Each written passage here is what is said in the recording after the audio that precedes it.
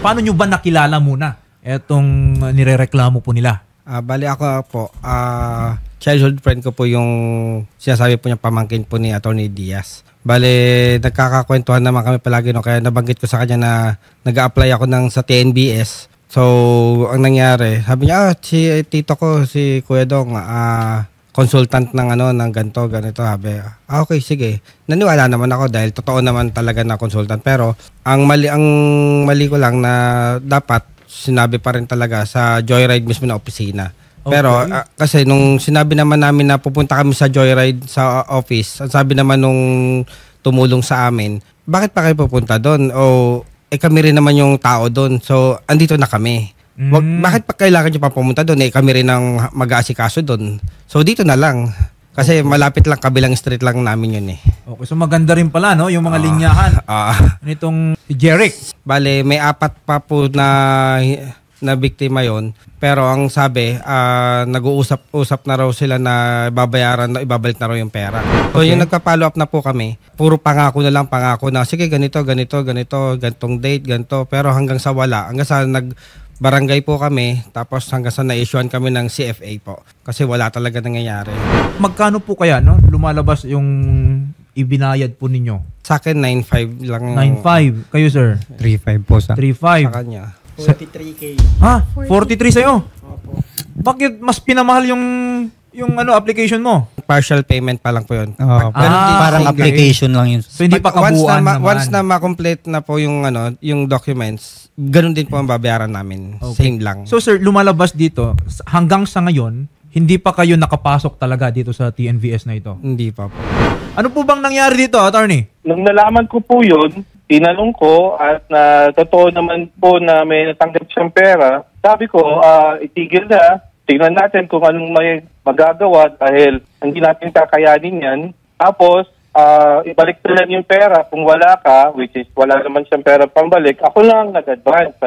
Ngayon po, sir, dun po sa pag-offer na yan, palagi naman yung ino-offer. Alam ko, ilang beses nagpunta sila sa barangay, kumaharap naman kami. Alam ko, maski yung tao ko, kumaharap din. At meron na silang kasunduan sa pagbayad. Okay. Ang sa akin, sir, yung pong TNBS program kasi, minsan open, minsan close. Ngayon po, close yan. At tungkol naman po sa kahit open yan, hindi ko naman kayang ipasok dahil wala akong ganung otoridad. Yes po, opo. Ako, ang sa akin lang po dito na nga po tayo, meron ng mga umaasa. Kaya lang ho, ang proseso ay kailangan nating sundin. Hindi ko naman kayang baluktutin yun at wala akong balak na lumabag po sa proseso. Alam niyo po ba kung asan itong Jeric na ito? Jeric Patanaw? Opo, sir. Opo. Yung pong address niya, ako po rin po nagbigay sa kanila. At alam ko, yung iba sa kanila, nagpunta na sa barangay kung saan nakatira po yung si Jeric. Okay. Si Derek naman pumupunta sa barangay pag tinatawag para mag-usap sila. Nagkakausap naman po sila pagkakaalam ko kasi nagbabayad naman kami, naglalabas akong pera. Ang ano ko lang, sir, hindi ko talaga gagawin yung gusto nila na ayusin yung gusto nila dahil talabagan na yun. Ang ibig niyo pong sabihin, attorney, yung pagpasok sa TNVS? Opo, kasi yung pagpasok po sa TNVS, may proseso na dapat sa TNVS muna sila pumasok. Right. Hindi po sa akin, hindi ko po kayang gawin yun. Hindi po sa akin lang entry point sa TNVS po mismo. Si Jeric po ang kumakausap sa kanila. And then kung may pera, then ako magpapaluwal kay Jeric. Pasensya na po, talagang hindi ko sila nakausap. Pero nandito na tayo, tutulungan ko na po. Alright. Sir Rico, ang tanong lang po namin, ano po ba yung process ninyo? Sunod po sa patakaran ng LTFRB, ang Joyride po ay handang tumanggap ng mga application mula sa mga nais mag-TNVS. Ngayon po, yung mga dokumento na yan, ibubuo po namin dyan. Tapos, kasama po doon sa patakaran ng LTFRB, kumuha po kami ng legal counsel. Ito na nga po, Attorney Diaz po ang legal counsel namin. So, kung meron mga open slots po, katulad po ngayon, wala pong open slots. Pero pag sinabi ng LTFRB na merong available slots na, ang gagawin po namin, itong mga aplikasyon na to, ibubuo po namin kukunin po natin yung legal counsel natin, ilalagay po natin dun sa application kung sino, saka po natin i-submit sa LTFRB para ma-process po nito. Sir Jerry, asan na yung pera nila? Sir, sabi ko naman po babayaran ko naman po sila. Ilan lahat ng nakausap mo? Kasi babayaran, parang andali namang sabihin lang yon.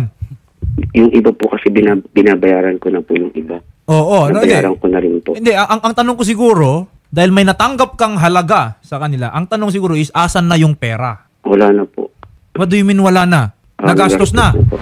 Sir Jeric, Yes po. talaga po ba na ginamit niyo po ang pangalan po ni Attorney Donald Diaz at ang Joyride po sa pagkuha po ng pera po dito po kila June, Cedric, and Bernie? May mga tao po kasi na mismo parang kaibigan nila. Yun po yung pupunta doon sa office namin. Kaya parang sila po yung nagpapalakad, hindi po mismo yung tao. Tapos sinasamahan lang po sila doon sa mismo sa office namin. So in short, sir, parang nag-fixer po kayo? Hindi naman po kasi po yun lang naman po yung kasi po. Kasi kumukuha kayo, sir, ng pera. Nilakad ko naman po yun kasi lang. Yun lang, hindi na nga tinatanggap ni Joyride kasi nga po council po kami, nasa council po ko dahil parang gusto po nila yung mga, ganun po silang sariling gayas na pinukuha nyo. Yun lang po ang pinagpapasok nyo. Sir Jerry, total, sabi mo naman kanina na ibabalik mo yung mga halaga na ito. Kailan nyo po balak ibalik ng kumpleto ng full? Hindi po ko nangangako kasi wala po kasi ako, actually wala po akong trabaho ngayon din. Tinatanggal na po ako. Tapos, yun po, lahat naman po ng paraan ginagawa ko naman po. Magbalik kasi nangihiram na rin po ako sa boss ko dati kasi tutulungan niya po ako ulit. Okay. Alam mo naman siguro no, na mali yung ginawa po ninyo. May option itong mga nakausap ninyo to avail of the legal actions against you. No? So ako, I will advise you na sana may bigay mo sa kanila yung amount na hinihingi nila at the soonest possible time. Otherwise, they will be constrained. Nahabulin po talaga kayo. Especially, sabi kanina, parang nagtatago kayo, Sir Jeric. Aram naman po Sir Ben yung bahay namin. Kakausap po yun po. Magandang hapon, attorney. Gaano po kadalas, no? At kailan po kaya yung next na magkakaroon ng slot itong ating mga TNVS? Attorney JB, ganito po, no? Last time po kasi nag-open kami was sometime last quarter last year. So halos kaka-open lang po namin. I guess nabanggit din po yata ni Mr. Rico Meneses ng Joyride. But ang board naman po, pinag-aaralan po parati kung kailangan pong mag-open ng panibagong slot at kung gaano karami po yung slot na i-open. So, from time to time naman po, minomonitor po ng ating board kung may pangangailangan po na mag-issue ng panibagong slot. Okay. At usually po ba, attorney, itong pag-a-apply no, para makuha yung mga slots na yan sa mga TNVS, does it usually involve processing fees, mga ganon? Yeah, yes po, Attorney JV. So, sa part ng LTFRB, administrative fees lang po yung sinisingil namin, no, kagaya ng filing fees, no? So, ano lang naman po ito, nire-represent nila yung expenses ng gobyerno natin sa pagpaprocess ng application, kagaya ng mga papel, no? So, hindi po maniningil lang malaki ang LTFRB para sa slots. Kung ano lang po yung filing fees at kung ano yung nasa schedule of fees na required, yun lang po ang babayaran nila. At so, attorney, umaabot po kaya ng mga 40,000 yung ganyang fees? Sa part po ng LTFRB, hindi po aabot ng ganyan for application, no? Lalo na sa TNVS po kasi ang maximum number of units sa TNVS is 3 lang naman po. So, imposible pong umabot ng 40,000 sa part ng LTFRB po na maningil ng ganong kalaking amount for filing fees. Yes, I think no, yung ganong halaga, no, 40,000 mahigit, I think borderline unreasonable na yung mga ganong klaseng singilan, no? Ang filing fee po yata natin nasa 510 lang po yata. Oh, 500 lang pala, no? So obviously pag 40,000 hamak, no, talagang unreasonable, masyadong kahina-hinala na yung 40,000. Pero sa LTFRB lang naman yun, no? I don't know pa dun sa mga specific na TNVS if there are added costs. Yes po, attorney. There is such thing as called na demandable right. Okay? Yung karapatan na pwede mong habulin. Okay? In this case, hindi malinaw sa akin if you have that kind of right. Bakit? Kasi kung saan kayo dapat nag-apply, hindi naman dumaan doon yung application ninyo. Okay? Kayo ay umasa doon sa magagawang paraan. Kumbaga, no, ni Sir Jeric, apparently hindi kasi nangyari yun. Daw po siya, eh. Oo, kumbaga separate route yon. una, yung separate route na yun, shortcut, kumbaga, hindi nga totoo yun. Okay, so as of now, pwede kang mag-demand kay Jeric pero wala siyang kapangyarihan para gawin yun. Lumalabas, ganon. Yung nangyari po dyan, no? So again, no, ang lesson natin dito is we apply the procedure, okay, na pinapatupad po ng TNVS na yan. Kasi nire-regulate yan kasi ang dami po ninyo, no? Naintindihan namin na gusto nating lahat makapasok po doon. So ingat lang po. Hindi namin tinotolerate po na yung ginawa po ninyo. Pero gayon pa man, tutulong po kami sa pag-file po ng case kung sakali man po na hindi talaga na maibalik po ni Jeric yung pera po. Okay? Pero sir, ito po na po ito ha. Lesson learned na po.